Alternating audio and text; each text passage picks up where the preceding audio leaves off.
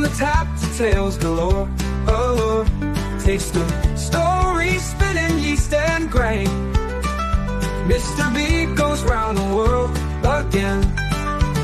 So if you like, then stick around. Cheers to the nights we banished all our fears.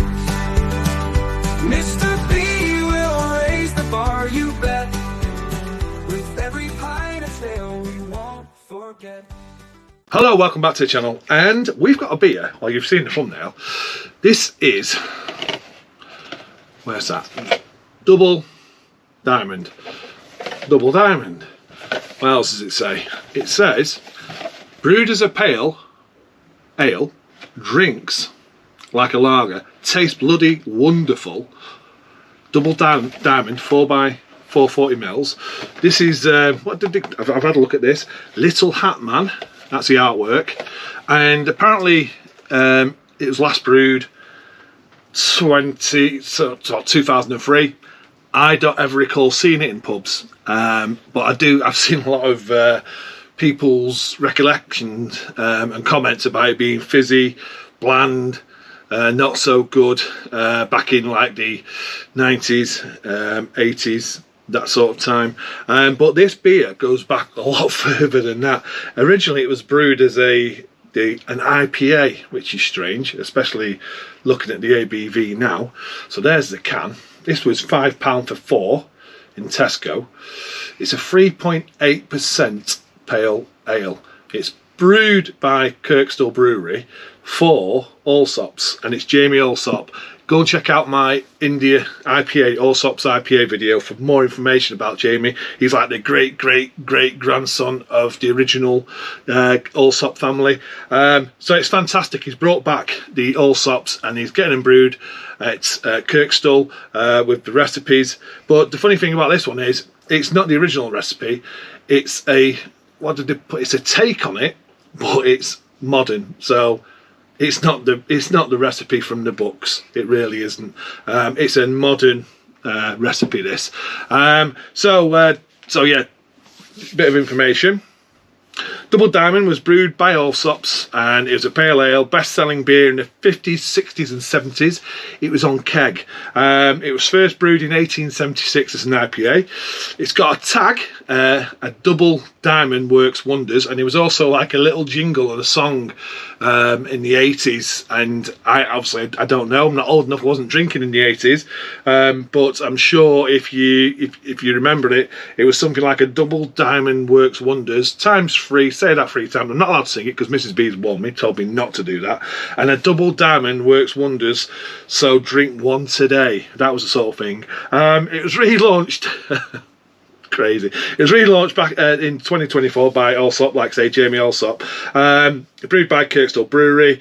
It's inspired by the. This is it. It was inspired by the 1922 recipe, this one, but it's just a take on it. It's not actually the recipe from 1922.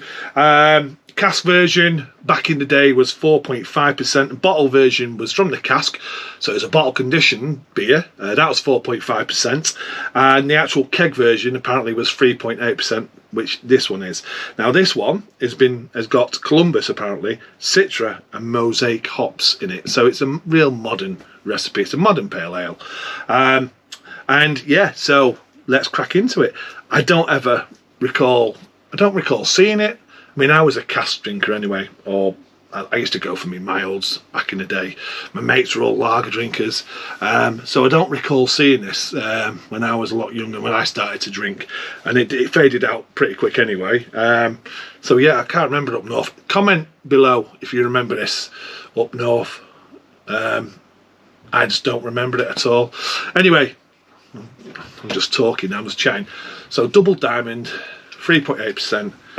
Let's get into it. Looking forward to it, to be honest with you. I mean, Kirkstall don't really do bad beers, do they? So, the beer in a glass. Oh, it's ultra pale. Really pale. So is this going to be one of them beers that's a good intro from the lager drinker to an ale? Because it is an ale, it's a pale ale. So is it one of them that's a good, like, you know, if you want to get into ales, and you're on the lagers, it's got some haze to it. It's not bright, it's not pin bright at all.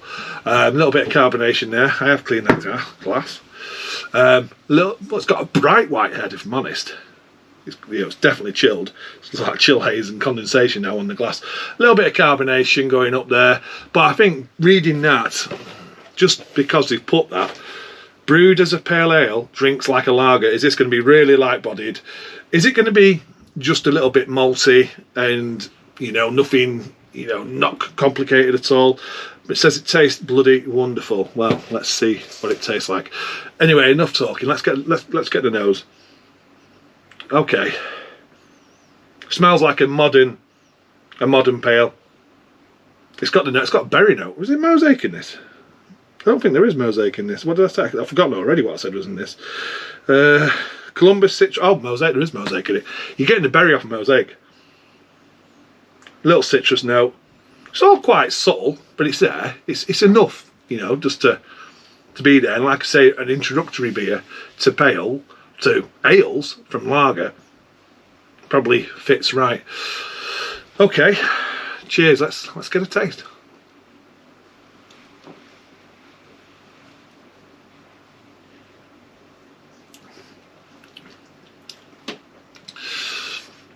Okay, it's got a little bit more carbonation on the tongue, lagerish, and that was a complaint years ago. Apparently, it was too fizzy, and it was dark and fizzy, and it wasn't very good. Apparently, that's what I've read. This is definitely not dark. It feels a lot more carbonated on my tongue, on the palate. It's like a sparkling water because it is really light-bodied. It's really, really light-bodied. A bit like, well, it's 3.8%. What do you expect? Suppose it is like a light lager on the mouthfeel, on the tongue. Yeah, it's got that carbonation note. A little bit of slight bitterness, not. That's the problem. You see, my palate now for bitterness is quite high. So for me, it's got a minimal bitterness there, but it's got some nice citrus notes, and that berry note is coming through from the mosaic.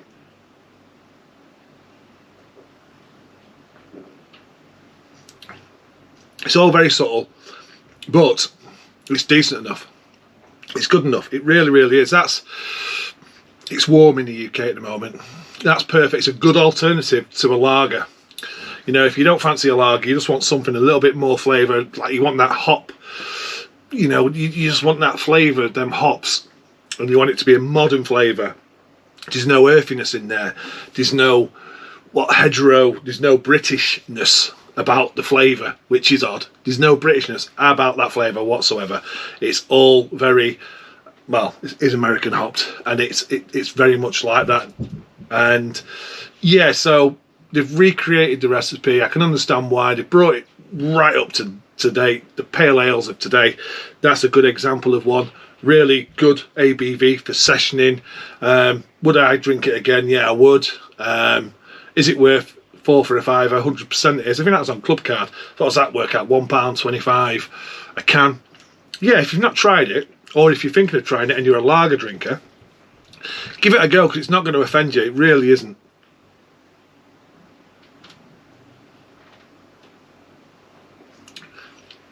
It's a good sitting down session pale ale. If you want old school, it's not that. It's definitely not old school. It'd be interesting to try this. Did they do it on cask now, or was it probably on keg, in it, if they're following the Double Diamond back in the day, the 70s, 60s, 50s. It was one of the biggest sellers, and it's lots of adverts, and hopefully you've had some stuff come up on the screen as well, which I borrowed from Allsopp's website. So that's where I got that was sourced from. But that ain't bad. It isn't bad. I did try Wonderwall Lager recently. I was thought, what's that? Is that going to be a nice summer beer for me and Mrs. B to, sit outside in the garden, which we've not got at the moment, if you've seen that other video. But I just couldn't get my head around that one. But this one, definitely, Mrs. B would like this. It's just an easy drinking pale ale.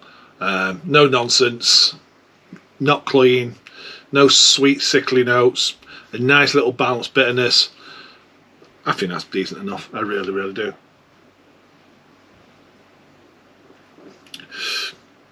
it's just all right. It's not bad, not bad. I'd go for that again. And that's all I've got to say. So thanks for watching. Cheers. I'll see you on another one.